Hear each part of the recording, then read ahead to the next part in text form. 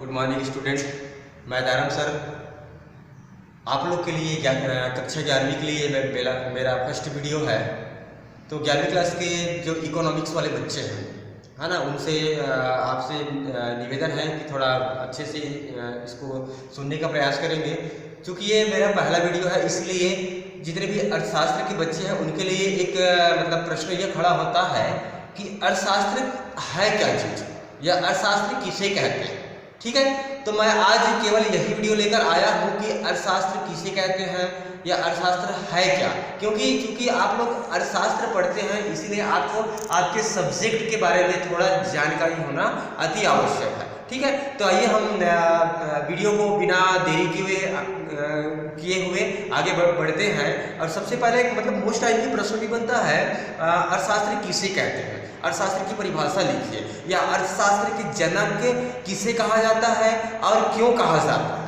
ठीक है, आज इन्हीं 3 प्रश्नों के बारे में हम अध्ययन करेंगे। पहला क्या है, अर्थशास्त्र किसे कहते हैं। दूसरा प्रश्न हमारे पास बनता है, अर्थशास्त्र की परिभाषा लिखिए।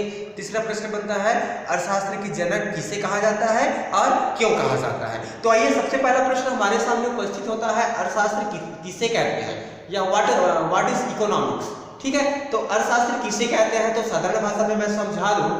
क्या है कि यहाँ देखिए ब्लैक बोर्ड को, हिंदी भाषा का शब्द अर्थशास्त्र है ना, ये आप लोग को दिख रहा होगा, ये हिंदी भाषा का शब्द है और ये अंग्रेजी भाषा का शब्द है। ठीक है, तो जैसे ही मैं बोल रहा हूँ इसको वैसे ही लिख रहे हैं आप लोग। ठीक है, क्या बोलते हैं, हिंदी भाषा का शब्द अर्थशास्त्र, अंग्रेजी भाषा के शब्द इकोनॉमिक्स का हिंदी रूपांतरण।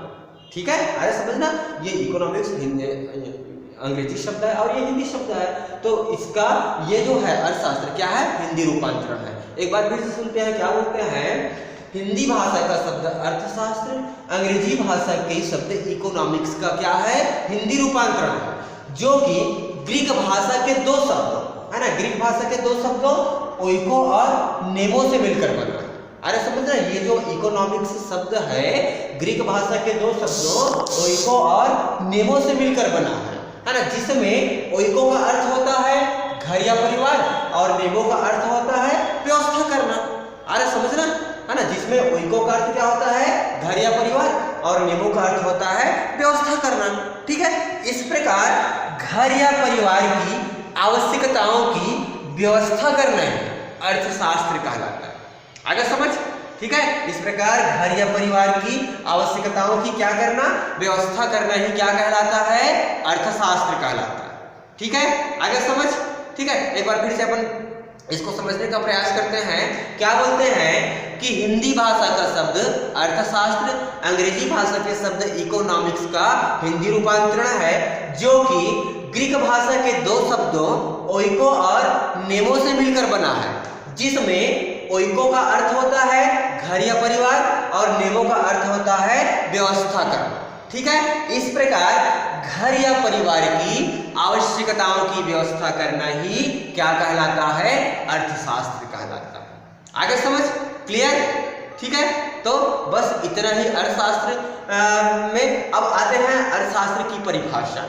ठीक है, किसमें, अर्थशास्त्र की परिभाषा। ठीक है, तो आइए अब इसके परिभाषा को लेकर चलते हैं। चूंकि अर्थशास्त्र के जनक प्रोफेसर एडम स्मिथ को कहा जाता है। ठीक है, क्योंकि एडम स्मिथ के अनुसार ही हम परिभाषा पढ़ते हैं, अर्थशास्त्र को परिभाषित कीजिए करके। और ये जो एडम स्मिथ है, ये धन संबंधी परिभाषाकारों में से एक। अरे समझना, तो इसके अनुसार एडम स्मिथ क्या कहते हैं, अर्थशास्त्र की परिभाषा देते हुए, अर्थशास्त्र एक ऐसा विज्ञान है ना, क्या है, विज्ञान है, जो राष्ट्रों की संपत्ति की प्रकृति है ना, जो राष्ट्रों की क्या संपत्ति की प्रकृति एवं कारणों की जांच पड़ताल से संबंधित है। इस प्रकार यह धन का विज्ञान है। किसका विज्ञान है, धन का विज्ञान है। क्या वो देखो, अर्थशास्त्र एक ऐसा विज्ञान है जो राष्ट्रों की संपत्ति की प्रकृति एवं कारणों की जांच पड़ताल से संबंधित है। इस प्रकार यह कौन सा विज्ञान है, धन का विज्ञान है। आगे समझ। तो यह है एडम स्मिथ के अनुसार अर्थशास्त्र की परिभाषा। ठीक है, अब हम आगे बढ़ते हैं। अब इसके जनक है ना, कि अर्थशास्त्र के जनक है कौन, या अर्थशास्त्र के जनक किसे और क्यों कहा जाता है। ठीक है, तो प्रोफेसर एडम स्मिथ है ना, प्रोफेसर कौन, professor Adam Smith, Adam Smith. ठीक है, प्रोफेसर एडम स्मिथ को अर्थशास्त्र का जनक कहा जाता है। किसको कहा जाता है? एडम स्मिथ को। ठीक है, प्रोफेसर एडम स्मिथ को अर्थशास्त्र का जनक कहा जाता है। क्यों कहा जाता है? क्योंकि प्रोफेसर एडम स्मिथ ही सर्वप्रथम एक ऐसे अर्थशास्त्री थे जिन्होंने सन 1776 में, है ना, 1776 है ना, एक पुस्तक लिखा था। पुस्तक का नाम था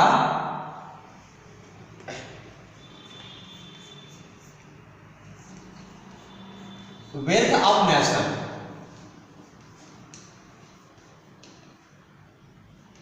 वेल्थ ऑफ नेशन। ठीक है ना, एक बार फिर सुनते हैं। प्रोफेसर एडम स्मिथ को अर्थशास्त्र का जनक कहा जाता है। क्यों कहा जाता है? क्योंकि प्रोफेसर एडम स्मिथ ही सर्वप्रथम एक ऐसे अर्थशास्त्री थे जिन्होंने सन 1776 में अपनी पुस्तक वेल्थ ऑफ नेशन में, किसमें? वेल्थ ऑफ नेशन में अर्थशास्त्र का क्रमबद्ध एवं वैज्ञानिक अध्ययन प्रस्तुत किया था, है ना। कब किया था? है ना, एक पुस्तक लिखा था एडम स्मिथ ने। कब लिखा था? 1776 में। उस पुस्तक में, है ना, वेल्थ ऑफ नेशन, ठीक है ना, पुस्तक का नाम क्या था? वेल्थ ऑफ नेशन था। तो इसी पुस्तक में उन्होंने, एडम स्मिथ ने अर्थशास्त्र का क्रमबद्ध अध्ययन प्रस्तुत किया था। इसीलिए प्रोफेसर एडम स्मिथ को अर्थशास्त्र का जनक कहा जाता है। आगे समझ?